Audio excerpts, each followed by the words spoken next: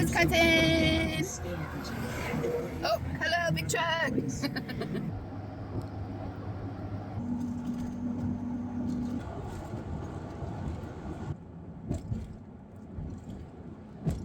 So I had a couple of days where I could not record. Sorry about that. We have jumped forward in time a little bit. Today, we just entered North Dakota, and it is my hope and prayer that we can make it all the way across North Dakota today. It is only 6 hours, which probably doesn't sound like much.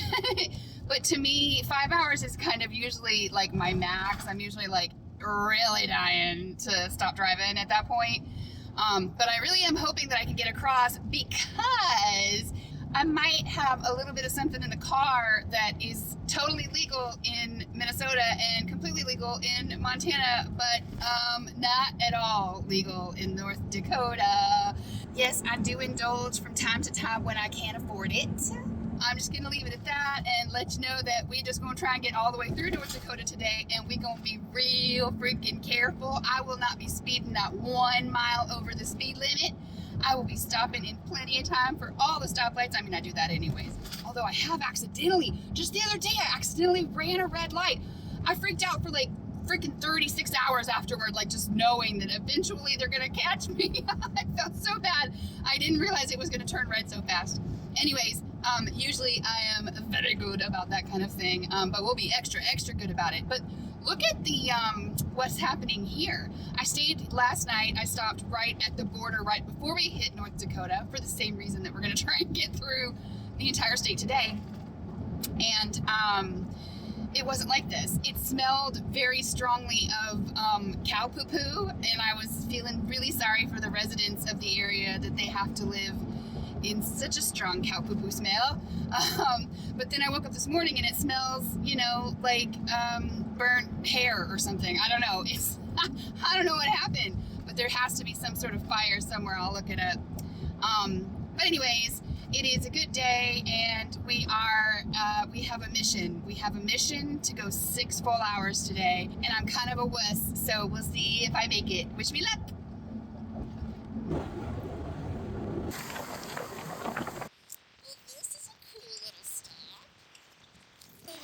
Smack dab in the middle, y'all. Hi, Mexico. Hi, Canada. Sorry, you guys. Love you. This is pretty neat. Right smack dab in the middle. I like it.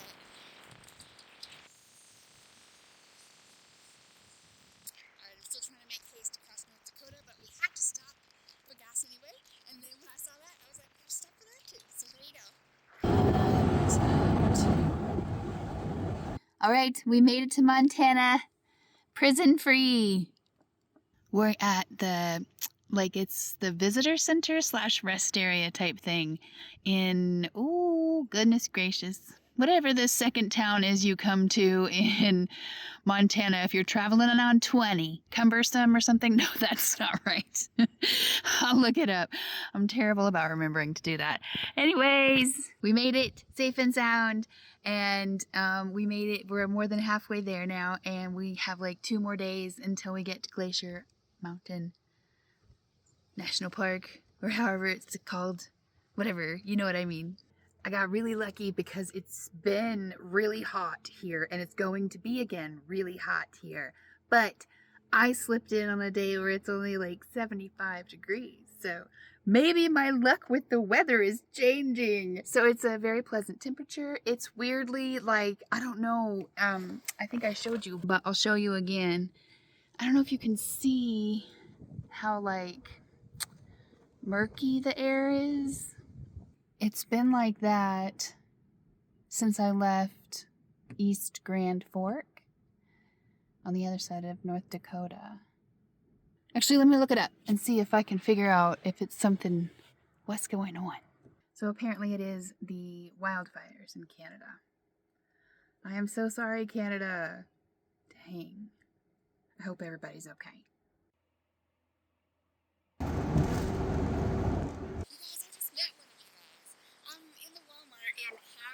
Montana, getting some dinner. This is where I'm going to stay for tonight. And somebody looks over at me and goes, "Is your name Birdie?" I was like, "Hey, from you too?" Yes. And we hugged, and it was so cute. freaking day. And what a neat thing that that could even happen. Like, there's so many people in the world, and we ran into each other, and I'm so glad you said something. And hello, it was so nice to meet you. What a cool thing, man. I got permission to stay here tonight, so I'm gonna go move the car out of the way so we can do that. I got a pretty little view tonight in the Walmart in Havre, not Havre, apparently. What's the state? Montana. It is quite hot, like 90 degrees, but that's all right because I'm thinking if I'm lucky, this might be one of the last like really hot nights that I have to do. I don't know exactly if I have one or two. I might, but I'm almost there. That's the point I'm trying to make. I'm almost there.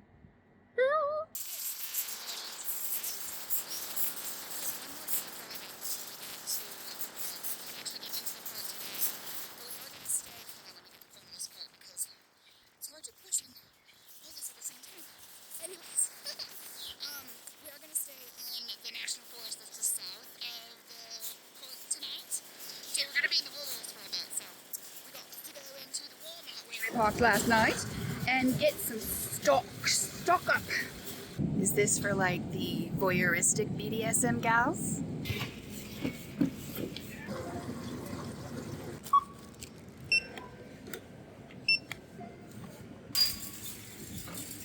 All right, let's get on the road. I don't know if you'll be able to see it or if it's gonna like focus on it, but this is most definitely the buggiest road I think I have ever been on in my whole life since entering North Dakota. I'm on Highway 2 all the way through North Dakota and through Montana now, and I have never been this bugified. What is going on with this stretch of road? There's also something odd about this stretch of road. Look, there's one right there. Birds. There's birds that just fly by. Like I don't know if they're playing games with the cars or, I mean, there's always some birds that'll just fly right in front of you, right? But like there's something about this stretch of road that is both very bugified and very bird gamified because they're just constantly going in front of you, like right before you. They'll like see you coming, look, and then they're like, oh, let's see if we can make it across in time. I swear to God, they're playing a game. Anyway, what is it about this stretch of land that is so very, very buggy? This side I've already cleaned and it's already gotten dirty again. That side I didn't even bother with cleaning, so you can see what that is. That's a couple of days worth of driving through it. I don't know. What do y'all think? I don't know. And it's sad too because like those are all a bunch of lives lost. Aw, man, sad. Some of those bugs might have been ones that eat mosquitoes, and we can't lose any of them, man. Get out the front of my car, y'all. And yes, I am a little bit inconsistent in my bug love. I love most bugs, and I am unafraid of most bugs. The bug that oops me out the worst is the tick, because nothing should be able to put their entire head inside of you. That is non-consensual. That is a crime. All ticks should die. Mosquitoes too. Like not only do you suck my blood requested, I did not give you permission to do that. Not only are you doing that, you little fucker, but you are also making me itch, and that is uncute and uncool. And not only that, but you give people diseases. Sorry, I just can't be on board with mosquitoes or ticks, and I will kill them all on sight. Ants, I have a weird relationship with. If you're out in the wild and I see an ant, I love you. Oh my gosh, you're so cool. I can't believe how strong you is, and your teamwork business is amazing, okay? But if you come into my space, I know how it goes. Once you find my space, I can't get you out unless I murder you. If I could just, pick you up and bring you out like a spider, well then most likely stay outside. We'd have no problem, you and me and ants. None, because I think you guys are valuable to the world and quite remarkable with the things that you can do. But once you find somebody's home, you won't leave them alone. You must die. You must die. It's a self-protective thing. It's a defense mechanism. It's like stand your freaking ground in Texas or whatever. All the other bugs are cool with me, man. But ticks and mosquitoes, it's on site. And ants, if you come in my house, you stand your ground.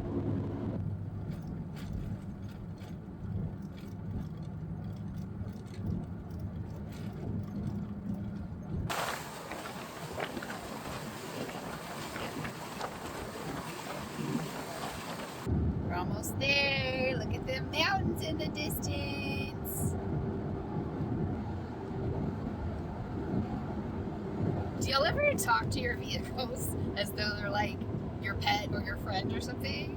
I'm sitting here and I'm driving toward these mountains, which is spectacular. I mean, like, it is just so freaking cool to see them spring up like that. But I'm like going, okay, listen, Nessie, my beautiful, beautiful birdie's nest, van of mine, I am about to ask you to do some pretty heavy lifting because we gonna go up some mountains, all right? But listen, this is gonna be the last time I really push you like this. Hopefully forever, I don't know, but you can do it. I have faith in you. You're strong and brave and well taken care of, and you're gonna be just fine, Miss Nessie. You're gonna work your little butt off. We're going to choke up some hills, and then I'm gonna let you rest. We're gonna rest. We have this big one, and then the push back to Washington, and then she gets to rest. Little Miss Nessie. And I'm gonna take such good care of you, and I love you so much, and thank you so much for carrying me up the mountain.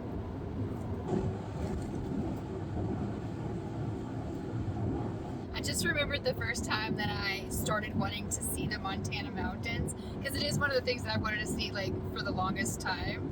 And I just remembered what started it for me, and it was, do you guys remember that movie Legends of the Fall?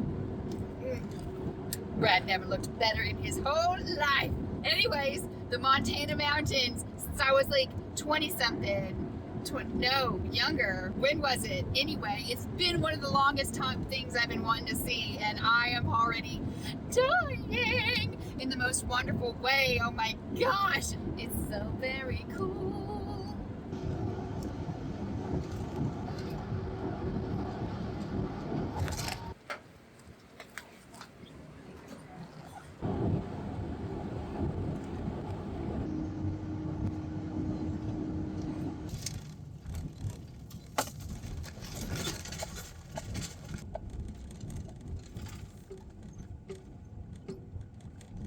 Well, would you look at that little parking spot I just found up in the Lewis and Clark National Forest.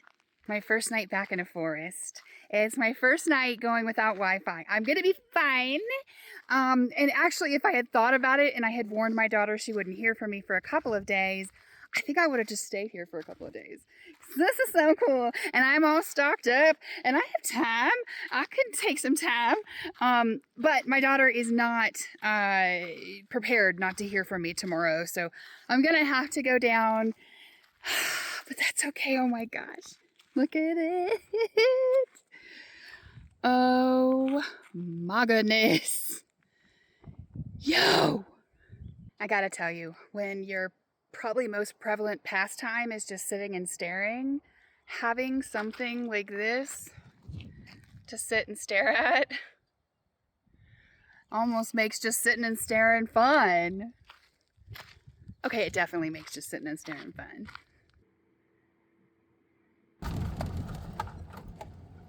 Look at this incredibly cool sculpture on the side of the road, heading to the park. Oh my goodness, I love it.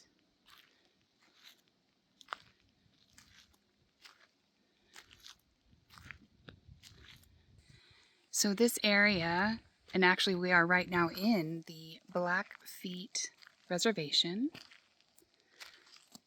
It borders the park. And I'm assuming and hoping that we will see a lot more Blackfeet things as we explore. That is just so neat. I've always loved these kind of sculptures that are sort of, put together by unexpected materials. I think that's really cool.